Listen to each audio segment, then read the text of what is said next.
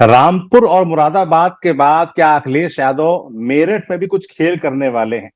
अखिलेश यादव और मायावती के बीच क्या कुछ खिचड़ी पक रही है, ये आपको बताएंगे। साथ ही मनोज पांडे जो कि राज्यसभा चुनाव के दरमियान समाजवादी पार्टी से दूर हो गए थे, क्या वो रायबरेली इस्तीफा देकर चुनाव लड़ सकते हैं? साथ ही वरुण गांधी की एक भावुक चिट्ठी आई, उसके क्या मायने हैं और क्या वो जितिन प्रसाद की चिंता बढ़ा सकती है? इसके बारे में आपको बताएंगे और सभी चीजों के बारे में बताने के लिए रोज की तरह हमारे साथ होंगे हमारे वरिष्ठ साथी पंकज झा जी। पंकज जी, बहुत स्वागत है आपका। धन्यवाद भाई। पंकज जी, जो मुद्दे की बात है कि 2 दिन से चल रहा था भाई कि क्या होगा मुरादाबाद में, क्या होगा रामपुर में। पहले तो ये बताइए कि क्या उसमें फाइनली क्लैरिटी आ गई है? मुरादाबाद में रुचि वीराई होंगी और रामपुर में नदवी साहबी होंगी, ये तय हो गया है या अभी कुछ खेल बाकी है? और एक जो और नए खेल की बात चल रही मेरठ को लेकर, उसमें क्या हो रहा है? ये ना हरि अनंत हरि कथा अनंता जैसा मामला हो गया है समाजवादी पार्टी के अंदर। आपको बताएं, हम्म, कल आपने देखा जो कुछ हुआ मुरादाबाद को लेकर के कि पहले एसटी हसन और फिर उन्होंने नामांकन का पर्चा भरा। फिर उन्होंने बड़े बोझिल मन से कहा कि पार्टी नेतृत्व का फैसला ही सर्वोपरि है। रुचि वीरा आ गई। रुचि वीरा ने अपना सिंबल लेटर भी दे दिया और साथ ही एसटी हसन के फॉर्म के कैंसिलेशन लेटर भी उन्होंने डीएम मानवेंद्र सिंह को दे दिया। तो वो तो चैप्टर हम्म, क्लोज हो गया। रुचि वीरा मुरादाबाद से अब समाजवादी पार्टी के उम्मीदवार हैं और ये आजम खान चाहते थे और आजम खान की बात पर अखिलेश यादव ने अपनी सहमति जता दी। अब यह है जी। रामपुर, जो रामपुर सालों से नहीं बल्कि दशकों से आजम खान का गढ़ माना जाता रहा कि पिछले कुछ सालों हम्म, से हालात बदल रहे हैं। वो लोकसभा के उपचुनाव हो, विधानसभा के उपचुनाव हो, आजम खान का उम्मीदवार या फिर कह सकते हैं कि आजम खान की ही वहां हार हो गई। अब आजम जी। खान के वहां बेहद करीबी जो लोकसभा का उपचुनाव भी हारे और विधानसभा का उपचुनाव भी हारे, असीम रजा ने नामांकन का पर्चा भर दिया था। उन्होंने कल तो ये जी। दावा किया था पत्रकारों के सामने कि हम समाजवादी पार्टी के उम्मीदवार होंगे, लेकिन अभी जो हम्म, जानकारी मिली है कि उनका पर्चा निरस्त कर दिया गया। उन्होंने समाजवादी पार्टी के उम्मीदवार के तौर पर नामांकन भरा था, लेकिन समाजवादी पार्टी का जो सिंबल लेटर है जो अखिलेश यादव हम्म, साइन करके देते हैं कि साइकिल चुनाव निशान होगा और उससे उम्मीदवार होगा, वो जमा नहीं कर पाए तो उनका पर्चा निरस्त हो गया है। और साथ ही जो मुहिबुल्लाह नदवी जो कि इमाम है और जो अखिलेश यादव की पसंद के, इस पे गौर करिएगा, हम्म, रामपुर में हम्म, पहली बार आजम खान नहीं, अखिलेश यादव की पसंद का उम्मीदवार वो चुनाव लड़ रहे हैं रामपुर से समाजवादी पार्टी के उम्मीदवार के तौर पर हम्म, 2024 का लोकसभा चुनाव। और ये पिछले हम्म, पिछले कई दशकों में पहली बार हो रहा है कि आजम हम्म, खान नहीं बल्कि अखिलेश यादव के उम्मीदवार के तौर पर नदवी चुनाव लड़ रहे हैं। जिस तरीके से हालात बने थे, अब उसका द एंड हो गया है। और द एंड के बाद अगर आप कहेंगे ना कि इसके क्या पॉलिटिकल मैसेज है, तो कहेंगे आप हम्म, यही कि न मेरी हार न तेरी हार, ये जो ताली बजती है दोनों हाथ से, तो दोनों हाथ से बज गई है, हम्म, एक तेरी सही एक मेरी सही। यानी जी। मुरादाबाद में चाहते तो थे कि अखिलेश यादव की एसटी हसन ही वहां से हम्म, समाजवादी पार्टी के उम्मीदवार हों और वो निवर्तमान हम्म, सांसद भी हैं। लेकिन इस मामले में आजम खान की नाक ऊंची रही और उनके उम्मीदवार रुचि वीरा पर मोहर लग गई है। लेकिन रामपुर जिसको लेकर बिल्कुल पंकज जी, अगर आजम देखा जाए खान ने तो चिट्ठी लिखी थी। बीच का रास्ता निकाल लिया गया कि रामपुर में अखिलेश यादव के मन के महबूबुल्लाह नदवी चुनाव लड़ेंगे और मुरादाबाद में रुचि वीरा जो कि आजम खान की पसंद थी, वो चुनाव लड़ेंगे। तो बीच का रास्ता निकाल लिया गया और जिस तरह की झगड़े की बात हो रही थी उसको समाप्त माना जाए कि आजम खान और अखिलेश यादव के बीच कोई झगड़ा नहीं है, दोनों के बीच 2 सीटों को लेकर करार हो गया है। जी हाँ, बिल्कुल। और हम ये अकेले ये बात कह रहे थे कि इसमें दोनों की हम्म, सहमति है, ऐसा नहीं कि अकेले में फैसला हुआ हम्म, है। और जो चीजें दूसरे हलकों से बताई जा रही थी वैसा नहीं है, कहानी कुछ और है। उस कहानी के बारे में कल हमने विस्तार से चर्चा की थी कि दोनों ने जी। मिलकर ये फैसला किया है, आजम खान और अखिलेश यादव ने, पार्टी की साख बचाने के लिए कि चलो हम्म, मुरादाबाद में आपकी पसंद का उम्मीदवार आ जाता है और यहाँ हम्म, पर महबूबुल्लाह नदवी जो अखिलेश यादव की पसंद के, और चूंकि दोनों मुस्लिम हम्म, बाहुल्य सीट है और दोनों जगह अगर कोई मुस्लिम उम्मीदवार नहीं होता तो एक पॉलिटिकल मैसेज खराब जाता है, इसीलिए हुआ कि यहाँ पर मुस्लिम उम्मीदवार हो जाए। और वहां पर अगर एसटी हम्म, हसन कोई मुस्लिम उम्मीदवार नहीं है तो उनकी जगह रुचि भी रहा है, तो चलिए उनकी बात भी रह गई। तो इस तरीके से 50-50 कह सकते हैं कि 50-50 का फॉर्मूला अखिलेश और आजम के बीच में ये तय हो गया है। बिल्कुल। अब बात पंकज जी मेरठ की कर लेते हैं, क्योंकि मुरादाबाद और रामपुर में तय हो गया प्रत्याशी कौन, मगर मेरठ जहां प्रत्याशी घोषित हैं वहां पर अभी तय नहीं है कि कौन लड़ेगा चुनाव आखिरकार। और अरुण गोविल जो बीजेपी की तरफ से आ गए हैं, जिनका भगवान राम का रोल बड़ा प्रसिद्ध रहा एक जमाने में, उनको बीजेपी की तरफ से कैंडिडेट उतार दिया गया है। तो अब कहा जा रहा है कि अखिलेश यादव अरुण गोविल की मुश्किलें बढ़ाने के लिए प्रत्याशी बदल सकते हैं। क्या ये कहानी सही है?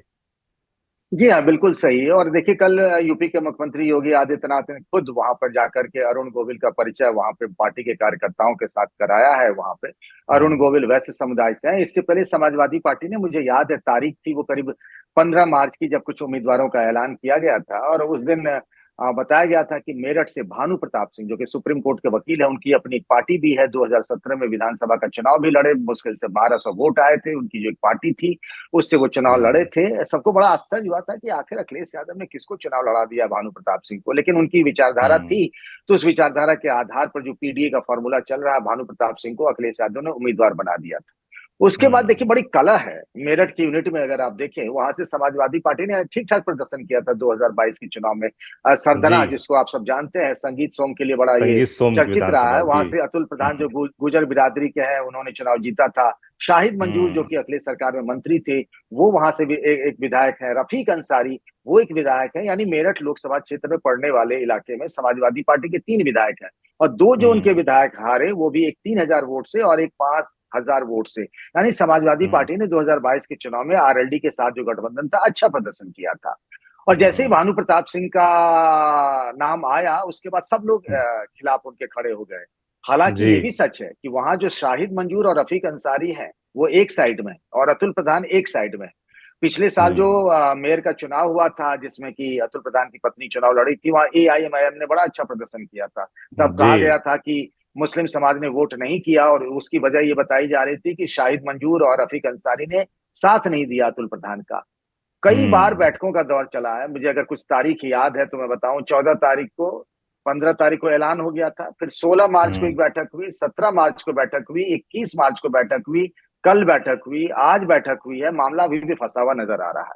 दो जी। उम्मीदवारों के बारे में बात चल रही है। एक है योगेश वर्मा, जो 2007 में जब मायावती मुख्यमंत्री थी, तो हस्तिनापुर से वो बीएसपी के विधायक चुने गए थे। वो जाटव बिरादरी के हैं।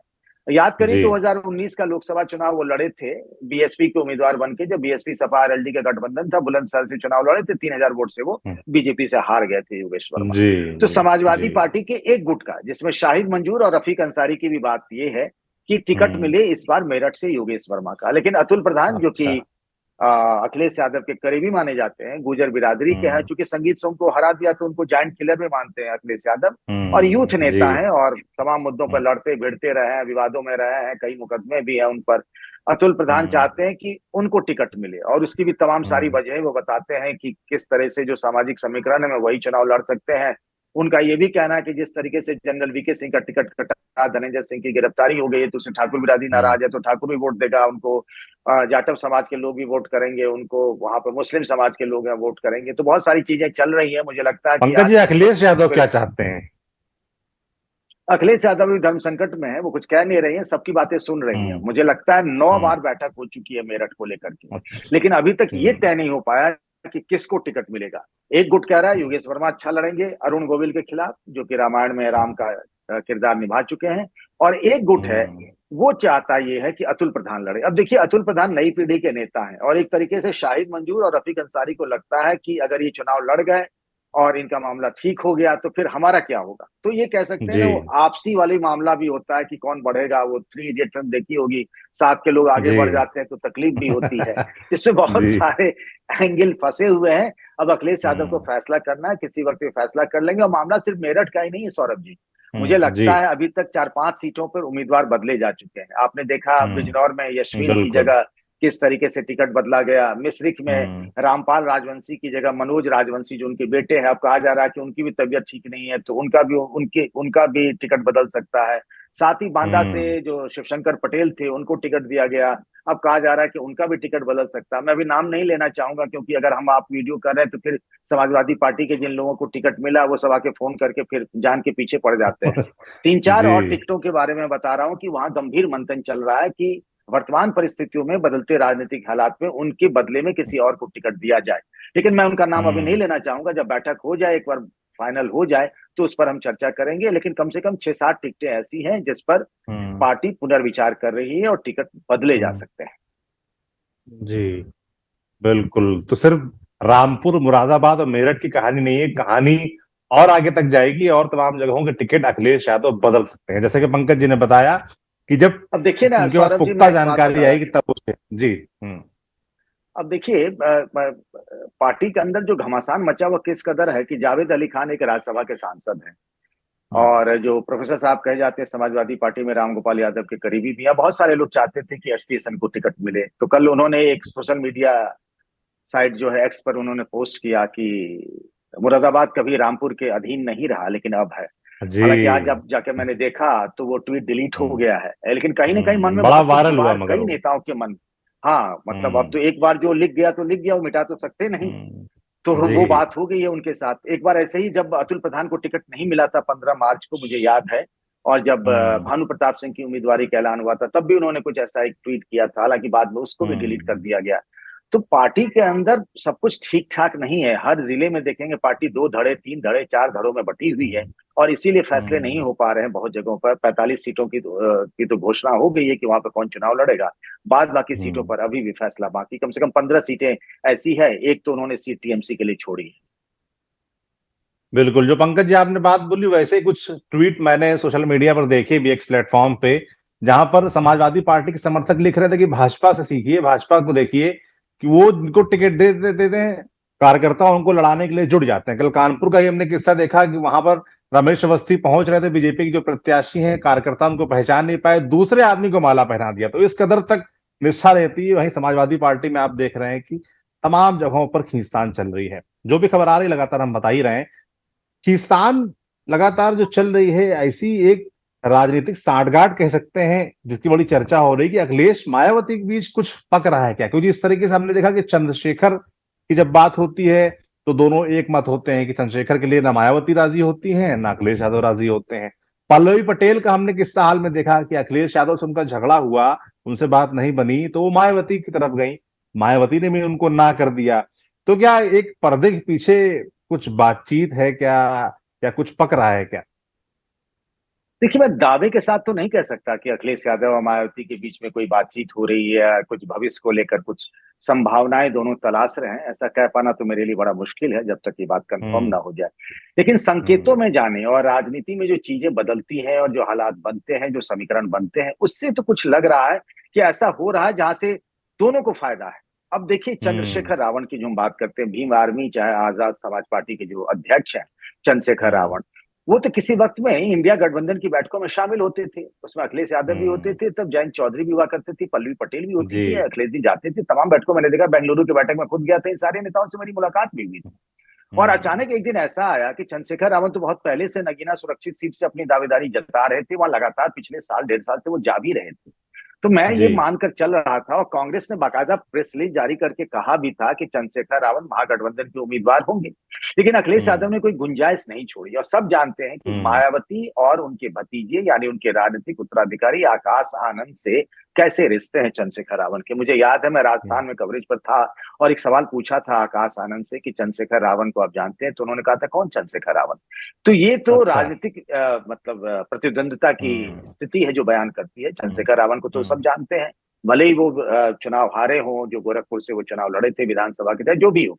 तो ऐसा लग रहा था कि हम्म। नगीना से जब वो चुनाव लड़ेंगे तो सारी पार्टियां जो इंडिया गठबंधन के हैं वो अपने उम्मीदवार हम्म। नहीं देंगी और वहां उनको समर्थन दे देगी। लेकिन ऐसा कुछ हुआ नहीं। हम्म। वहां से हम्म। उम्मीदवार अपना दे दिया, और ठीक ठाक उम्मीदवार दिया है अखिलेश यादव ने। एक जी। एडिशनल डिस्ट्रिक्ट जज हुआ करते थे मनोज कुमार, और उन्होंने वीआरएस लिया, और उनको अखिलेश हम्म। यादव ने वहां से चुनाव लड़ाया। करीब साल भर पहले ही तय हो गया था कि नगीना से वही लड़ेंगे, यानी अखिलेश यादव के मन में कोई कंफ्यूजन नहीं था कि वहां जी। से कौन लड़ेगा। साल भर पहले ही उन्होंने हम्म। अपना माइंड मेकअप कर लिया था। मनोज कुमार ने हम्म। वीआरएस भी ले लिया था, उन्हीं को अपना उम्मीदवार हम्म। बनाया, और कोई टिकट बदलने की कोई चर्चा भी नहीं।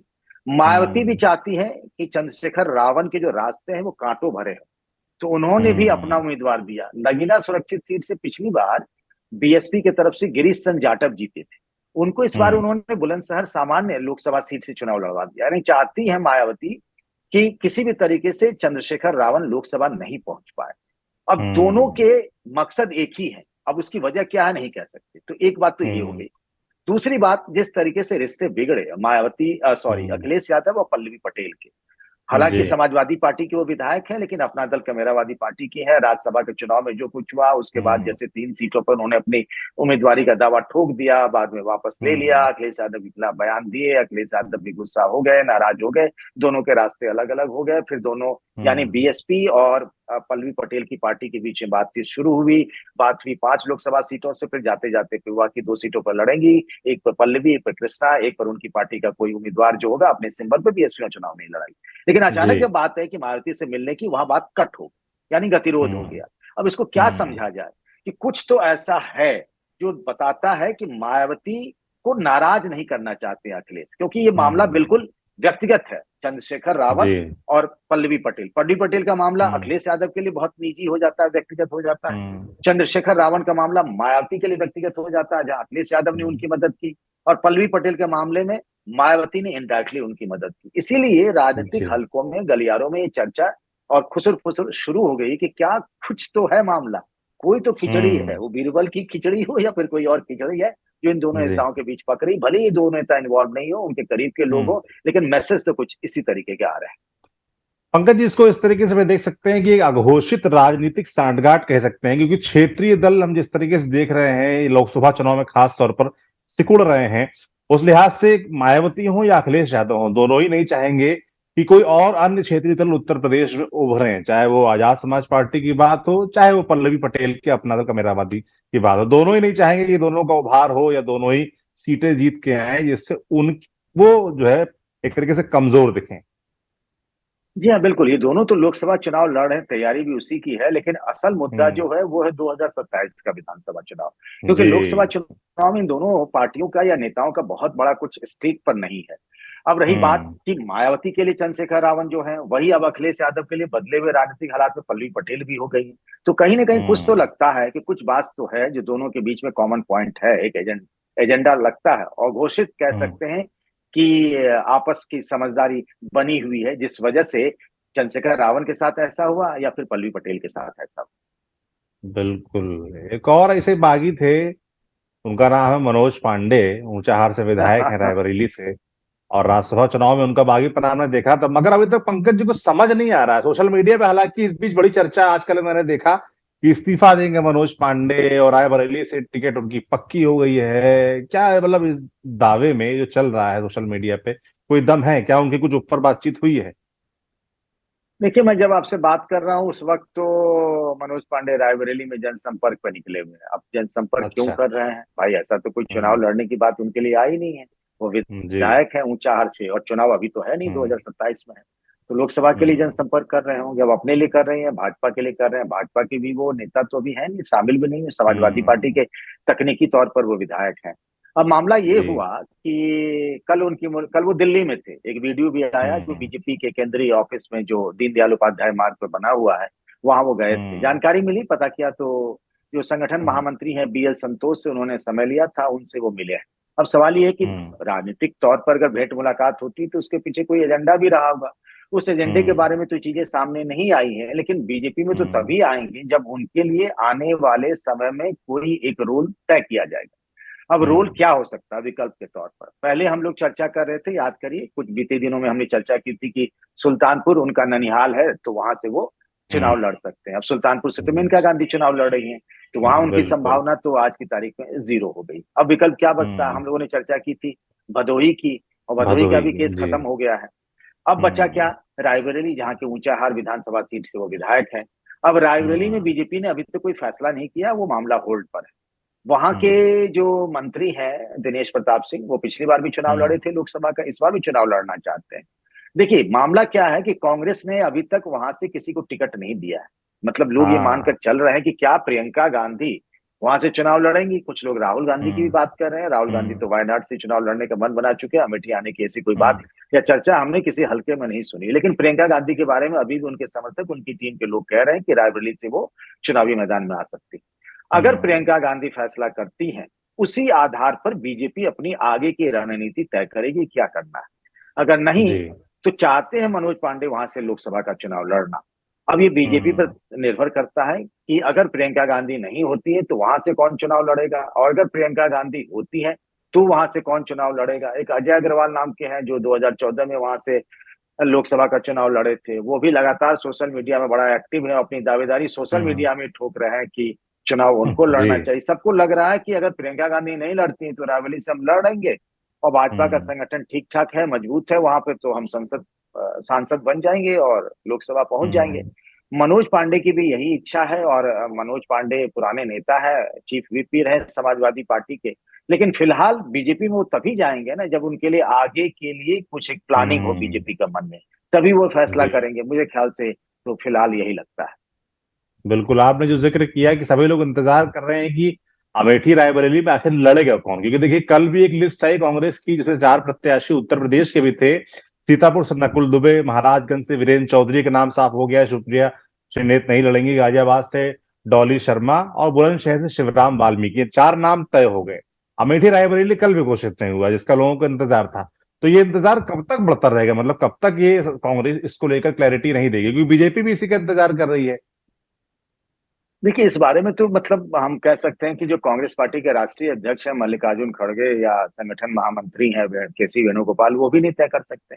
मामला परिवार हम्म। का है, परिवार को तय करना है, राहुल गांधी प्रियंका गांधी हम्म। वाड्रा को, उनको क्या करना है। फिलहाल सब लोग हाथ हम्म। जोड़कर यही विनती कर रहे हैं, वो अजय राय हो या अविनाश पांडे हो, कि भाई राहुल जी को और प्रियंका जी को यहाँ से चुनाव लड़ना चाहिए। इससे ज्यादा वो कुछ कर भी नहीं सकते हैं। तो सब लोग फैसले का हम्म। इंतजार कर रहे हैं। अब आप जो एक चर्चा कर रहे थे ना सौरभ जी, सुप्रिया श्रीनेत्र की, जब हम लोग हम्म। शुरुआत में बात कर रहे थे तो कांग्रेस और समाजवादी पार्टी के बीच जो सीटों का तालमेल हुआ था, जिसमें कांग्रेस के हम्म। हिस्से में लोकसभा की 17 सीटें आई, हम लोगों ने पहले भी चर्चा की थी कि जी। सीतापुर सीट इसलिए ली गई थी कि नकुल दुबे वहां नकुल दुबे। 2019 में भी चुनाव लड़े थे, उनके लिए सीट ली गई हम्म। थी। बाद में थोड़ी आनाकानी हम्म। करने लगे थे, फिर नकुल दुबे तैयार हम्म। हो गए। अभी जो हम्म। महाराजगंज की सीट है, जहां से पंकज चौधरी बीजेपी के सांसद हैं और मोदी सरकार में मंत्री हम्म। हैं, उनको बीजेपी ने फिर से टिकट हम्म। दिया, और हम्म। उनके मुकाबले कौन लड़ेगा। मुझे याद है 2019 में सुप्रिया श्रीनेत तो वहां से चुनाव लड़ी थी, जब वो आई थी, हमारे आपके जैसे पत्रकार थी, तो नौकरी हम्म। छोड़कर आई थी और राजनीति में आ गई। उनकी पिता भी सांसद रहे हैं वहां से। तो इस बार सीट इसीलिए ली गई कि सुप्रिया श्रीनेत वहां से चुनाव लड़ेंगी। जो शुरुआती दौर में जब हम्म। बातचीत हुई तो बड़े बड़े नेताओं को जी। एडजस्ट करना था, उस हिसाब से सीटें ली गई थी। लेकिन हम्म। जब बातचीत चल ही रही थी, अभी सीटों का हम्म। बंटवारा हुआ भी नहीं था, उसी दौरान सुप्रिया श्रीनेत ने कह दिया कि मुझे चुनाव वहां से नहीं लड़ना है। अब तो एक हम्म। बार बात आगे बढ़ चुकी है। समाजवादी पार्टी को कांग्रेस ने अपनी लिस्ट दे दी थी, तो समाजवादी पार्टी ने महाराजगंज की सीट उनके खाते में कर दी। अब यहाँ पर कांग्रेस के 2 ही विधायक हैं, एक आराधना मिश्र मोना जो कि प्रमोद तिवारी की हम्म। बिटिया है, वो हैं, हम्म। और एक वीरेंद्र चौधरी दूसरे विधायक हैं। तो वीरेंद्र चौधरी जो हम्म। महाराजगंज से ही आते हैं, कुर्मी बिरादरी के हैं, उनके मत्थे पड़ गया। वो चुनाव प्रचार भी शुरू कर दिए हैं, तो वही चुनाव लड़ेंगे। सुप्रिया श्रीनेत चाहती नहीं थी, चलिए उनकी जान और बच गई। सुप्रिया श्रीनेत के बारे में अभी बड़ी चर्चा आज मैंने देखी, कुछ उनके समर्थक कह रहे हैं कि अभी बात खत्म नहीं हुई है, अभी रायबरेली और अमेठी में भी उनका नंबर लग सकता है, ऐसी बातें भी हैं। देखिए, ये संभव है, हो सकता है, क्योंकि अगर कोई लड़ा नहीं तो अब सवाल ये है कि हम्म। अगर प्रियंका गांधी या फिर राहुल हम्म। गांधी ये दोनों अमेठी और रायबरेली से चुनाव नहीं लड़ते हैं, तो उस स्थिति में हम्म। उम्मीदवार कौन होगा। उम्मीदवार का भी टोटका पड़ गया है ना। अब अमेठी हम्म। में कौन होगा लोकल नेता, ऐसा कोई नेता ही नहीं है। ये दोनों तो बरगद की पेड़ की तरह थे, अब नीचे तो केले की हम्म। गांठ जैसा ही मामला होगा। कोई ऐसा और बड़ा नीचे नेता जो ही नहीं थे बचा इनके पास ज्यादातर कांग्रेस बीजेपी का। में आ चुके हैं, ये भी है। हाँ, वो बीजेपी चले गए, अपना अपना उन्होंने हम्म। पॉलिटिकल एडजस्टमेंट देख लिया है, तो कोई बचा ही नहीं हम्म। है ना रायबरेली में ना अमेठी में। तो अगर कंटेस्ट को इंटरेस्टिंग बनाना है, और कम से कम नैरेटिव के ख्याल से, वो भी मीडिया के हम्म। लिहाज से देखें, ग्राउंड पे हम्म। सुप्रिया श्रीनेत के चुनाव लड़ जाने से क्या बहुत फर्क पड़ जाएगा, मुझे आज की तारीख में नहीं लगता है। लेकिन हाँ, एक मीडिया में नैरेटिव के बदलने के ख्याल से आप देख सकते हैं, तो सुप्रिया श्रीनेत हो या फिर कोई भारी भरकम नाम जिसको लोग जानते हो, तो ऐसे लोगों को लड़ाने से हो सकता है कि चुनावी मुकाबला दिलचस्प हो जाए। हार जीत क्या होगी या नतीजे क्या होंगे, वो तो बड़ा मुश्किल है कह पाना है, लेकिन ग्राउंड पे बहुत फर्क नहीं हम्म। पड़ेगा। लेकिन हाँ, एक चर्चा हो जाएगी, जो कहते थे ना, चर्चा हम्म। खर्चा पर्चा, तो उस तीनों जी। समीकरण पे सुप्रिया सेनेट तो फिट बैठेंगी। अगर वो रायबरेली से लड़ती हैं या फिर अमेठी से हम्म। लड़ती हैं, अमेठी से लड़ती हैं तो स्मृति ईरानी के खिलाफ दो महिला नेताओं का मुकाबला दिलचस्प हो सकता है। वोटों के लिहाज से हो ना हो, नैरेटिव के लिहाज हम्म। से तो हो ही सकता है सौरभ। बिल्कुल, और वैसे भी सुप्रिया श्रीनेत अक्सर सोशल मीडिया प्लेटफॉर्म्स पर स्मृति ईरानी को चैलेंज भी करती रहती हैं कि मुझसे बहस करिए, कहीं पर भी किसी भी चैनल पे आकर बहस करिए। तो अगर ये चुनाव वाकई जो हम लोग कयास लगा रहे हैं कि होता है, तो ये देखना इंटरेस्टिंग होगा कि वहां किस तरह की बहस, किस तरह की चर्चा होती है। आखिरी मुद्दा वरुण गांधी की एक चिट्ठी है पंकज जी, बड़ा वायरल है सोशल मीडिया पर, जिसपे उन्होंने एक भावुक अपील की है पीलीभीत की जनता से कि पीलीभीत से मेरा जुड़ाव हमेशा रहेगा, मरते दम तक रहेगा। भले सांसद के तौर पर नहीं, मगर एक इंसान के तौर पर तो हमेशा रहेगा, बेटे के तौर पर हमेशा रहेगा। कयास ये भी लगाया जा रहा है कि इस चिट्ठी में जो कुछ लाइनें लिखी गई हैं, वो जो वहां से प्रत्याशी बनाए गए हैं जितिन प्रसाद, उनको बहुत भाएंगी नहीं। क्या सोचते हैं आप? जितिन प्रसाद की जगह कोई भी अगर बीजेपी का उम्मीदवार होता तो आज जो ये चिट्ठी जी। आई है, भले ही हम्म। वो पीलीभीत की जनता के नाम है, लेकिन वो चिट्ठी कहीं ना कहीं बहुत कुछ कह जाती है। देखिए, हम लोग बहुत शुरुआत से चर्चा कर रहे थे कि उनका टिकट कटना तय है और वो हम्म। चुनाव नहीं लड़ेंगे। हालांकि जब उन्होंने निर्दलीय पर्चा, मतलब माफ करिएगा, जब उन्होंने पर्चा खरीदा था तब भी हमने कहा था कि चुनाव नहीं लड़ेंगे। उन्होंने अपना माइंड बहुत हम्म। पहले मेकअप कर लिया था, क्योंकि उनकी माँ को हम्म। टिकट मिलना तय था, सुल्तानपुर से चुनाव लड़ रही हैं और किसी भी सूरत में एक बेटा अपनी माँ के लिए फिलहाल तो कोई मुश्किलें खड़ा करना नहीं चाहता है, और वरुण गांधी ने भी वही किया है। लेकिन अगर देखिए बिल्कुल। जतिन जतिन प्रसाद के लिहाज से, तो उनका ये कहना कि पीलीभीत से मेरा रिश्ता मरते वक्त भी खत्म नहीं होगा, चाहे इसके लिए कोई भी कीमत क्यों न चुकानी पड़े, ये जो दो लाइन है जी। ना, वो ठक ठक हम्म। हैमर की तरह, हथौड़े की तरह जतिन प्रसाद के माथे पे चोट कर रहा होगा। उनके मन में चल जी। रहा होगा कल क्या करेंगे। अभी वो चुनाव लड़ रहे हैं, इस बीच में चिट्ठी का बम गिरा है। भावुक अपील है, इमोशनल अपील है, और जिसमें उन्होंने शुरुआत में एक लाइन लिखी है कि कैसे उंगली पकड़ के माँ की वो पहली बार पीलीभीत आए थे और तब से उनका रिश्ता बना हुआ है। और जाहिर सी बात है, बड़ा इमोशनल अटैचमेंट हो जाता है, जहां से आप कई बार सांसद हम्म। बने हो, आपकी माँ सांसद बनी हो, और बड़ा नेचुरल भी है। लेकिन फिलहाल जी। जतिन प्रसाद के लिए वरुण गांधी कोई मुश्किल खड़ी करने वाले नहीं है। इस चिट्ठी में हम्म। अगर आप you read between the lines जिसको कहते हम्म। हैं, तो उसको पकड़ने की कोशिश करिए, तो जो हम और आप या मीडिया के एक वर्ग में इस बात की बड़ी चर्चा हो रही है कि अगर हम्म। प्रियंका गांधी वार्ड लड़ती है रायबरेली से, तो अभी भी हम्म। संभावनाएं खत्म नहीं हुई वरुण गांधी की। अगर उनका आचरण और व्यवहार मर्यादित रहा, पार्टी के अनुशासन के साथ रहा, तो रायबरेली से उनको मौका दिया जा सकता है प्रियंका के खिलाफ। तो मुझे लगता है इस चिट्ठी में जो कुछ लिखा है, उससे तो ये हम्म। लगता है कि पीलीभीत से आगे वो कुछ सोचना नहीं चाहते हैं। मतलब ये जो एक जी। गीत है ना, जगदीश सिंह का नज्म है, हम्म। आंखों भर आकाश है बाहों भर संसार, वरुण गांधी इसमें यकीन नहीं करते हैं। उनकी आंखें सिर्फ जी। पीलीभीत तक है और उनकी बाहें भी सिर्फ हम्म। पीलीभीत तक ही है। तो पीलीभीत जी। से आगे सोचना नहीं चाहते हैं वो। हालांकि जितिन प्रसाद हम्म। इस बार चुनाव लड़ रहे हैं, तो मुझे लगता है उनकी इच्छा नहीं है, ऐसे संकेत नहीं दे रहे हम्म। हैं कि किसी भी सूरत में वो पीलीभीत छोड़कर अगर उन्हें कोई मौका मिले तो कहीं और से वो चुनाव लड़े, और खास तौर से अपनी ही बहन के खिलाफ लड़े, जिसकी चर्चा हम लोग पहले भी कर चुके हैं और आज भी जारी है। बिल्कुल।